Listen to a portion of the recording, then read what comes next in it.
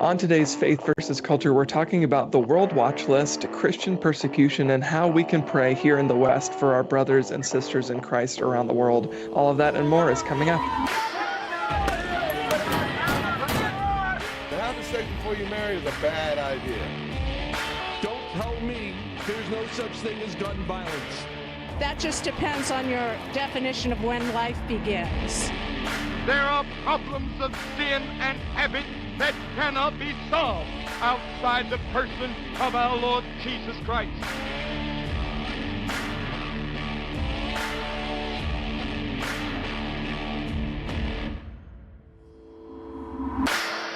Welcome to Faith versus Culture here on the CBN News channel. I'm Trey Goins-Phillips, joined by our CBN News managing editor, Dan Andros. Dan, how are you today? Doing great, Trey. Well, it's great to have our guest with us today, Ryan Brown. He's the CEO of Open Doors US. Ryan, how are you? Doing good. Thank you.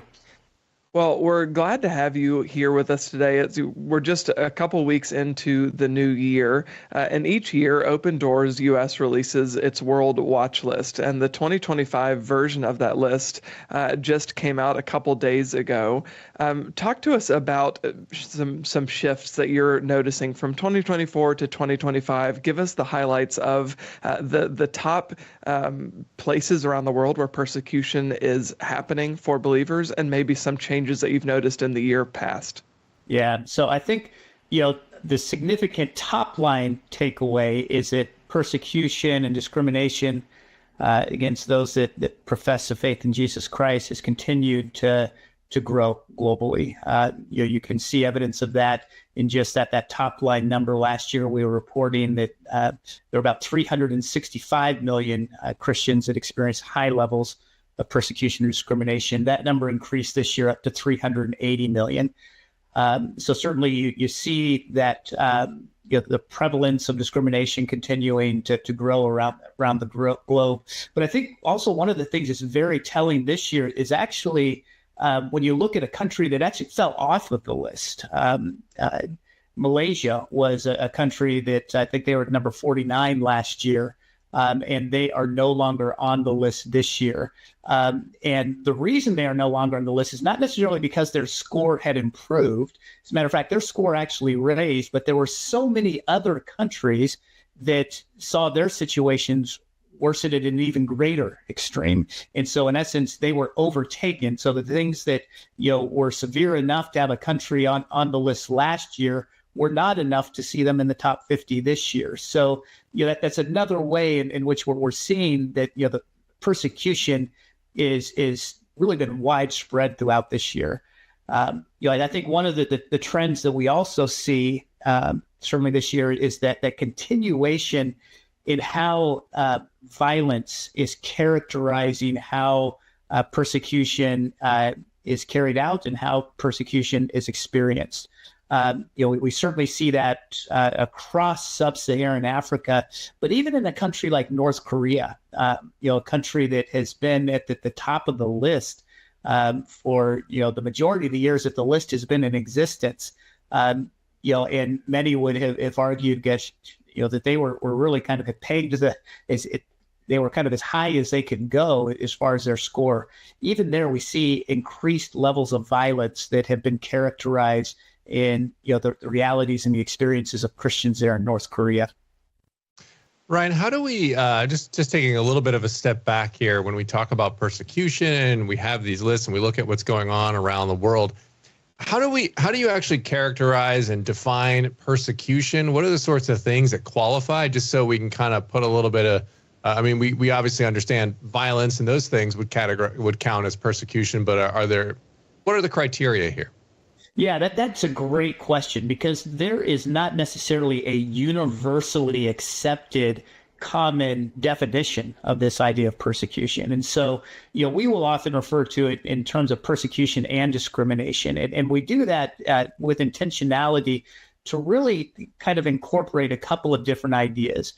When we are talking about this idea of persecution, discrimination, we're often talking about what we call the smash and versus the squeeze of persecution. And so this smash of persecution is that idea. I think it's the thing that many of us intuitively, just kind of gravitate towards when we think of this idea of persecution. It is the, martyrdom. It is the assault. It is, church buildings being destroyed and those types of things.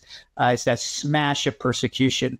But we also recognize there's a great reality, and this is of an incredible significance for the church globally, this idea of the squeeze of persecution. And this is the idea that, Christians in certain areas, when they are living in conditions that makes it difficult to survive, and that can look in the form that, children are denied access to education, to schooling like other children are. Individuals are denied access to employment and they're not able to make a living. Why this is significant for the church is because when you have these situations where, a family is not able to survive and is forced to leave, that ends up gutting the church in those areas. When you have leaders that, members and, men and women in the church that are no longer able to sustain a physical presence in there because they can't support their family, they can't, feed their family, and they have to leave. That squeeze or persecution has dire consequences for the church in these areas as it guts the church of leadership and presence in a community. Have there been any surprises that you've noticed in the years that Open Doors has been tracking persecution? Is there something that even in the 2025 updated list, that obviously you knew persecution was happening there because this is something that you spend a great deal of time obviously researching and studying, but are there trends that are either really alarming in ways that you weren't expecting or just kind of surprising? This is an area where persecution is happening that I was not expecting it to continue to ramp up. Yeah, that's a great question, because in many cases, and this is the benefits of looking at multiple years and looking at trends and things like that. There are some of these things that are significant, but it's kind of a slow roll that you can see it coming, and it continues to come. I look at the violence in sub-Saharan Africa that has continued to grow and to mount, and while that is reaching alarming levels, it's a trend that has been a continuation. I do think there are elements that, even with the recognition that this has been a multi-year trend, I think for many of us, the severity at which, that trend has reached has been somewhat surprising. We released a report as part of our cadence of research not long ago that was showing that, there are right now on the continent of Africa, 16.2 million Christians that have been displaced from their homes and are living, in essence, as internally displaced people or refugees, in some cases where they've actually had to flee their country. That's an astronomical number of folks that have, in many cases, these are individuals that, that their families have lived on these lands for generations, have farmed or, raised livestock and those types of things. And they're now being forced from these lands, these ancestral lands, and their Christian faith is a core component of why that is.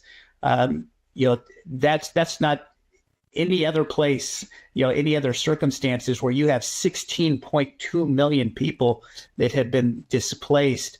That tends to make headlines, but this is a story that not many people have been made aware of. So there are certainly surprising elements there as well. I think that there are some other things that, I have been, I guess you could say, surprised, have been, it's been a difficult realization when even you take a look at a place like China. That's a name that often comes up in the context of persecution, but it is one that, for so many years, I think that the people have looked at these house churches, these underground churches, these unregistered churches, and just it's been no secret just the explosion that has happened with those churches and the growth that the Christian church has seen from these unregistered house churches. And some of those house churches have become quite large, and would rival and in some cases even dwarf the sizes of many churches here in the U.S. They've grown in such degree. But this last year, we saw a tremendous movement by the communist government there in China to close down these unregistered churches. There were over 10,000 churches that were effectively closed down this last year. Even within the registered churches, you saw a consolidation of those churches in which the government was forcing them to come together with this idea that, when it was more centrally located, it was easier to monitor and to control. And so, while the church in China, is one that, for many years in the midst of persecution, there's been so much to celebrate. This last year, that there were a lot of difficulties for Christians as those house churches came under fire. Yeah, for sure. I want to note too here for anybody who wants to know more about the 2025 World Watch List from Open Doors US, or they want to see some of our reporting on this issue, you can go to faithwire.com or cbnnews.com, and we have a full write-up and actually another interview with Ryan where we talk about some of this in detail. So that's available for you. But we're going to fit in a quick break right now, and we'll be right back with more Faith versus Culture and Ryan on the other side of the break.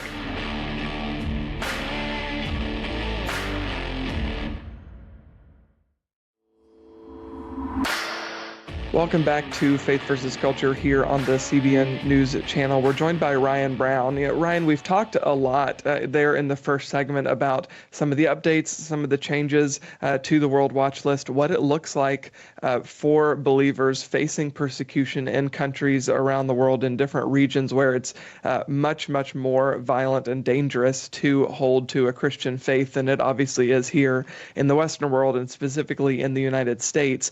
I want to ask you specifically about Nigeria. That's been a country that has been on the radar now for several years, but it's one that the Biden administration really refused to put on any sort of watch list, despite even some of our own intelligence suggesting here in the United States that Nigeria is facing a lot of persecution.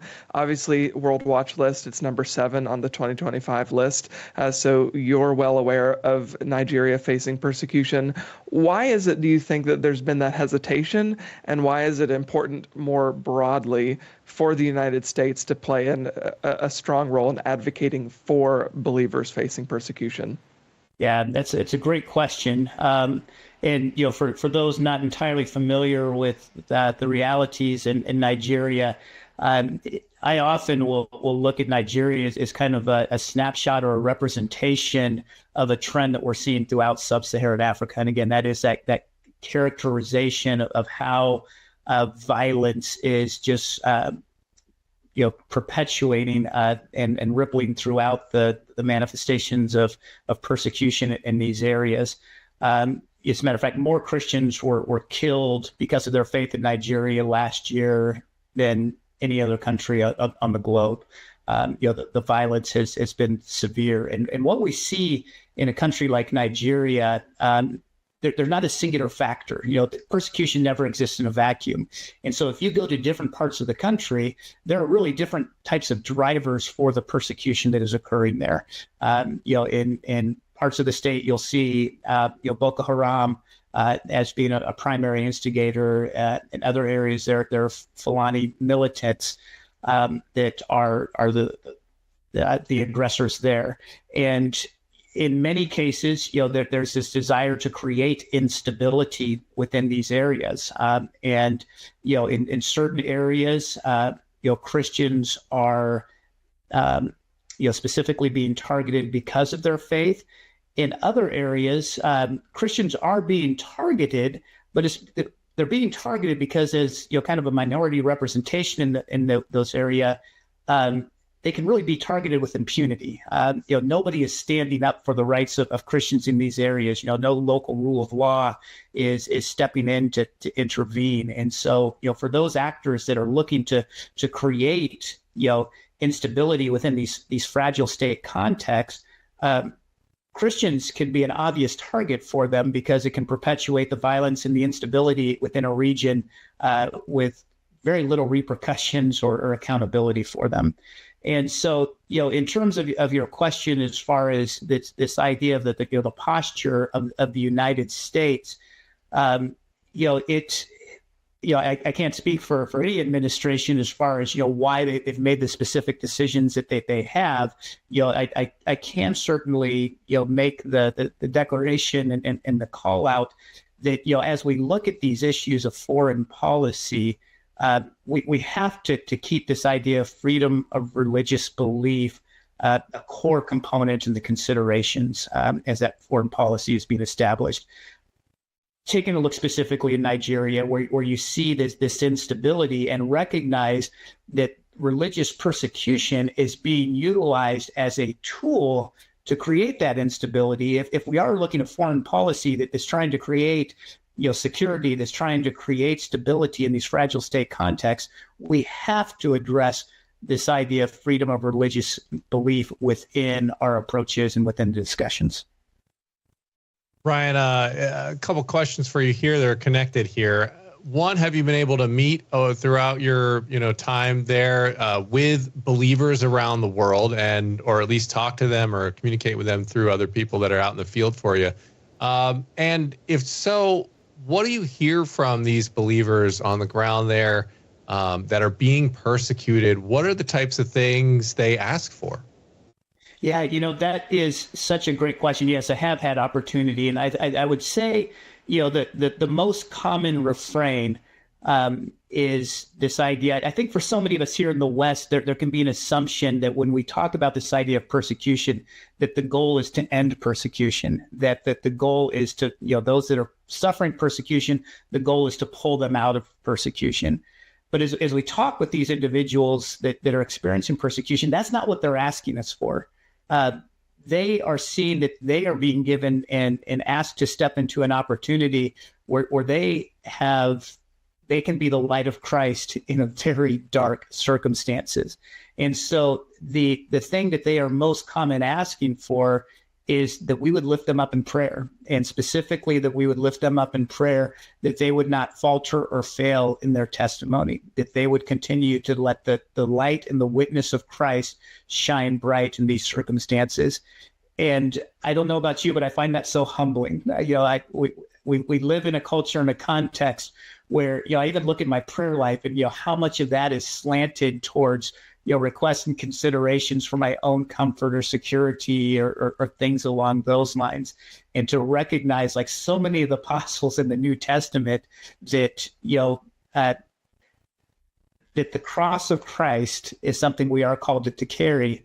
And even to the point that we can resonate with the words of the Apostle Paul, as he says, to die is to gain, that, we recognize that the security and the comfort of this lifetime is not the chief end, is not that the chief end of man, that's not our ultimate goal, but our ultimate goal is the glorification and the relationship with our Heavenly Father. In the scope of eternity, this time on earth, it's but a blip. And, that's why so many of these brothers and sisters in the midst of persecution can, again, resonate with the words of Paul as he says that these things in the scope of eternity, they're going to be seen as light and momentary afflictions. And, that I think there's so much that we have to learn and so much that we have to gain by engaging with our brothers and sisters. And I think, that the best way that we can do that is to lock arms in prayer with them. That's what they're asking for. And I think that as we lift them up in prayer, Christ uses that to start to shape our hearts and our understanding and our awareness as well. Yeah. Yeah, absolutely. Look, I think that's a great place to wrap the conversation. It's convicting, but also really encouraging what you're saying there, Ryan, about what the believers who are facing persecution around the world are dealing with. And look, if part of the body is hurting, the whole body is hurting, right? So it's important that we're aware of this and prayerful for it and locking arms in prayer and in other ways with our brothers and sisters around the world facing such violent persecution. So thank you so much for helping us shine a light on that. We appreciate you being here, Ryan. Oh, thank you. Appreciate it. Consider it a privilege to be with you today. All right, everybody, stick with us. We'll be right back with more Faith versus Culture.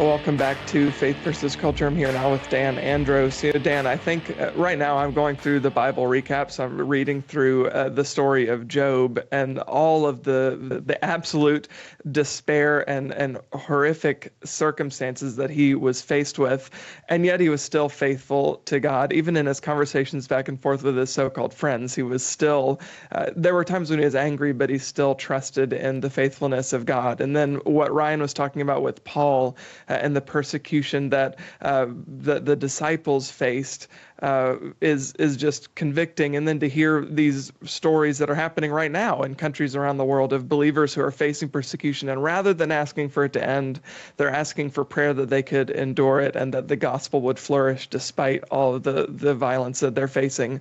All of those stories are really encouraging and also really convicting, I think, to us here in the West. Yeah, and it's really, truly remarkable when you, as Ryan mentioned, the people he's talked to. I've had the same experience a few times in the Middle East, talking to people, Christians who've been persecuted there. And it really is remarkable. It's the same pattern you see. Like, they're in the middle of this horrible situation and they ask for prayer, right? They're clinging to their faith in that situation. And it's almost like the situation's so bad, it forces you to reckon with your mortality and just the situation that you're in. And it a lot of times just forces people right before the throne. They have to take that to God and trust in God ultimately. And to see that and to hear that in the midst of that situation is very humbling, and it should cause us to pray for these people, because that's what they're asking. They're not saying, oh, I need, this material need and this material need, which are good and will help. That the main thing they ask for is prayer. So we should absolutely be giving that to them. Yeah, such a good conversation, and I'm glad that we could have Ryan on to break down what persecution looks like around the world, even in 2025. So everybody stick with us. We'll be right back to wrap up this episode.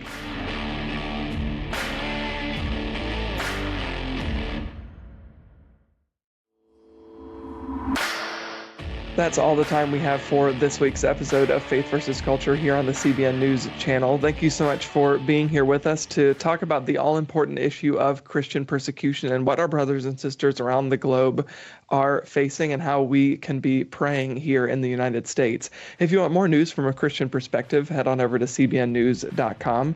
You can get all of that information there on the World Watch List and other news happening. Again, thank you so much for being here, and God bless you.